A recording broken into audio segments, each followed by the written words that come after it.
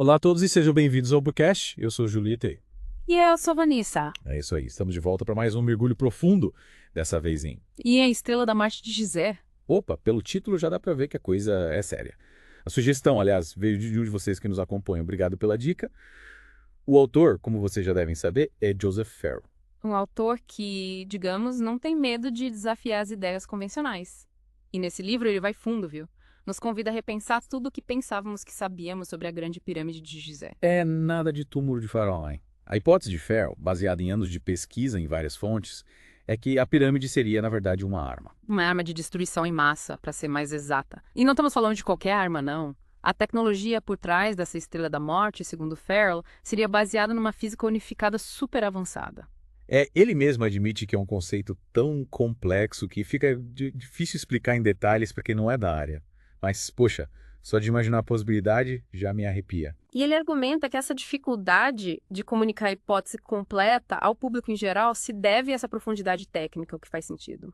Mas a gente vai tentar destrinchar as ideias principais aqui, né? Com certeza. Afinal, é para isso que estamos aqui. A gente mergulha a fundo, vasculha as fontes e traz o que de mais interessante a gente encontra, sempre buscando conexões e, quem sabe, respostas. E essa busca por respostas é que nos leva à próxima grande ideia de Farrell. A existência de uma civilização paleoantiga altamente desenvolvida. Uma civilização que teria dominado tecnologias que a gente hoje mal consegue imaginar e que usava essa tecnologia, entre outras coisas, para fins militares. E aí que as coisas começam a ficar ainda mais misteriosas, né? Porque Farrell levanta a questão. O que aconteceu com essa civilização? E por que a gente não sabe mais sobre essa tecnologia? Será que tem algo sendo escondido? Ele chega a falar da possibilidade de descobertas arqueológicas terem sido suprimidas, encobertas, e especula sobre o que governos do mundo inteiro já teriam mapeado a região da pirâmide usando satélites e radares. Quanta informação será que está guardada a sete chaves? É de deixar qualquer um encucado, com certeza. Mas vamos voltar um pouco para essa paleotecnologia, que é um dos pontos centrais do livro. Um dos exemplos mais impressionantes que Farrell traz é o crânio de Crystal Mitchell Hedges. Ah, sim, um objeto cheio de mistérios. Aquele prisma de 45 graus no interior, as superfícies côncavas e convexas que captam a luz. E a parte de trás do crânio que funciona como uma lente. Uau! É muita coincidência para um objeto esculpido aleatoriamente, né? Nem me fala. E Farrell lembra que o próprio laboratório da Hewlett Packard analisou o crânio e ficou impressionado com a precisão da óptica. Ele sugere que essa tecnologia de ponta teria relação com a construção da Grande Pirâmide. Faz sentido. Afinal, a precisão da pirâmide sempre foi um enigma, né? Tipo, como eles conseguiram construir algo tão perfeito com a tecnologia da época? E Farrell vai além, explorando a relação de monumentos antigos com corpos celestes. A aranha de Nazca, que poderia representar a constelação de Orion, Teotihuacan, com seus alinhamentos planetários. A Grande Pirâmide também parece se encaixar nesse padrão, como se fizesse parte de um mapa celeste gigante. É como se esses povos antigos tivessem um conhecimento profundo de astronomia e o tivessem codificado na arquitetura, né? Mas de onde veio todo esse conhecimento? Farrell argumenta que civilizações como a egípcia e a ômmica surgiram de repente, sem um período de desenvolvimento gradual. A arqueologia não mostra uma evolução lenta e constante das técnicas e tecnologias. Elas simplesmente apareceram com um nível de complexidade absurdo, como se tivessem pulado várias etapas do desenvolvimento tecnológico, né? Meio que baixaram o conhecimento de algum lugar, né?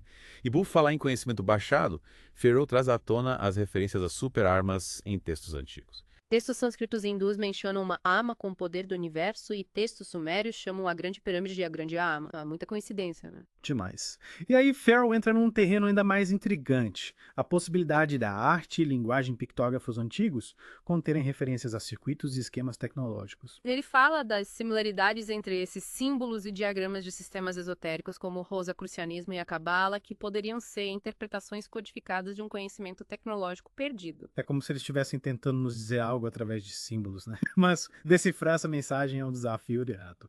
E para aumentar ainda mais o mistério, Farrell compara as descrições de armas em épicos hindus com os efeitos de explosões nucleares. A semelhança entre os relatos antigos e o que a gente sabe sobre detonações nucleares é assustadora. Ele até menciona a teoria do Sitchin sobre uma civilização antiga que usava armas nucleares. Caramba, se houve verdade, a história que a gente conhece está completamente errada, né? E aí Farrell se concentra na Grande Pirâmide, propondo que ela foi construída como uma máquina, uma arma de poder inimaginável. Ele admite que comprovar essa hipótese é difícil, mas analisa cada parte da estrutura interna da pirâmide buscando indícios de sua função como arma. A Grande Galeria, a antecâmara, os poços de ar, o cofre, a câmara da rainha, tudo ganha um novo significado, né? Exato. A Grande Galeria, por exemplo, ele relaciona com a história da descida de Ninurta, buscando uma interpretação funcional para esse espaço. A antecâmara, ele sugere que seria um defletor de som, o que faz sentido considerando as propriedades acústicas da pirâmide. Os poços de ar, ele propõe que seriam pontos de entrada e saída de micro-ondas. O cofre ele vê como a cavidade óptica de um maser, e a câmara da rainha como um gerador de hidrogênio. Ele tenta encaixar cada peça do quebra-cabeça. E as marcas de calor e destruição dentro da pirâmide. Farrell sugere que podem ser evidências de que ela foi ativada em algum momento. É muita informação para processar. E aí ele entra na parte da paleofísica, a física que estaria por trás dessa tecnologia. A física que a gente conhece hoje em dia não explica como a pirâmide funcionaria como arma, né? Então Farrell propõe uma física diferente, baseada em conceitos como a primazia do éter. Mas não o éter passivo da física clássica. Ele fala de um éter ativo, dinâmico, onde a energia é gerada pela interação de sistemas e pela informação contida no próprio espaço. E a mente humana teria um papel fundamental nessa interação com o éter. Farrell até conecta essa ideia com o princípio antrópico, que diz que o universo é como é porque nós existimos para observá-lo. E prepare-se, porque a coisa fica ainda mais maluca. Na paleofísica de Farrell, o tempo é o diferencial primário. Como assim? Em vez de forças como a gravidade e o eletromagnetismo, a gente teria diferenciais de tempo moldando a realidade. Nossa, de explodir a cabeça. E Farrell também fala de um universo infinito, não uniforme, diferente da visão que a gente tem hoje em dia. Ele desafia vários conceitos da cosmologia moderna. E menciona a existência de textos antigos que poderiam conter a chave para entender essa física, como a verdadeira história da humanidade nos últimos 100 mil anos, que teria sido perdido na biblioteca de Alexandria. É uma pena que a gente não tenha acesso a esses textos, né? Quem sabe o que mais a gente poderia descobrir. E por falar em descobertas, Farrell explora a tecnologia Vimana, descrita em textos sânscritos. Ah, os Vimanas.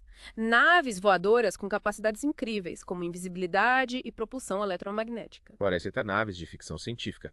E Farrell conecta essa tecnologia com o conceito de armamento de onda escalar e com o trabalho do T.I. Bearden sobre física escalar. É muita coisa para digerir, né? Mas Farrell não para por aí. Ele busca paralelos com a ciência moderna, mencionando fusão fria, a sonoluminescência. A fusão fria, aliás, é uma área controversa, né? Muitos cientistas não acreditam que seja possível. Mas Farrell argumenta que a pesquisa em fusão fria foi suprimida, assim como a pesquisa em outras áreas que desafiam os paradigmas científicos. E ele também fala do HAARP, sugerindo que a ionosfera e a magnetosfera da Terra poderiam ser usadas como armas, usando princípios similares aos da Grande Pirâmide. A ideia de usar a atmosfera como arma é assustadora. E ele menciona a pesquisa em eletrogravidade, a antigravidade, que também teria sido objeto de estudo secreto por parte de governos. Ele cita o bombardeiro B-2 como um possível exemplo da aplicação da eletrogravidade. E aí ele entra em áreas ainda mais complexas, como os espelhos conjugados de fase e o acoplamento não local. Nossa, quanta coisa! E como tudo isso se conecta com a Grande Pirâmide? Farrell assim enfatiza a importância dos harmônicos e da ressonância na paleofísica. A ideia é que a pirâmide funcionaria como um dispositivo que manipula energias e frequências, usando a ressonância para amplificar os efeitos. E ele fala da Terra como uma cavidade eletromagnética resonante, com a ionosfera, a troposfera e a magnetosfera agindo como as paredes dessa cavidade. A pirâmide, segundo Farrell, teria sido construída para interagir com essas frequências. E as dimensões da pirâmide, com suas relações matemáticas com a Terra e o Sistema Solar, também fariam parte dessa sintonia fina. Ele menciona a relação de 143.200 com o raio polar da Terra e o comprimento da base da pirâmide correspondendo ao número de dias no ano. É muita precisão para ser coincidência, né? E a precisão da construção da pirâmide também é impressionante. Farrell compara com oficinas mecânicas modernas. Como se tivessem usado máquinas de alta tecnologia para construir a pirâmide. E aí ele volta para Tesla, sugerindo que a pirâmide funcionaria como uma bobina de Tesla gigante, gerando pulsos de energia. Pulsos de energia que seriam direcionados para um alvo, usando interferometria harmônica, e causariam a cavitação acústica. A cavitação acústica. A formação, um colapso de bolhas de gás no núcleo dos átomos do alvo, causando um derretimento nuclear. Imagina o poder de uma arma dessas. De destruir o mundo. E Farrell ainda explora os cristais negros das tradições ocultistas, que teriam a capacidade de absorver e manipular a energia, incluindo a gravidade. Ele conecta esses cristais com a Atlântida e com a proporção áurea, que também estaria presente no projeto da Estrela da Morte de Gizeh. É muita informação, muita teoria, muita especulação. Mas e os deuses antigos? O que seriam eles nessa história toda? Farrell sugere que os deuses não eram seres sobrenaturais, mas sim membros dessa civilização avançada, com conhecimento especializado. Seriam tipo os cientistas e engenheiros da época. Caramba!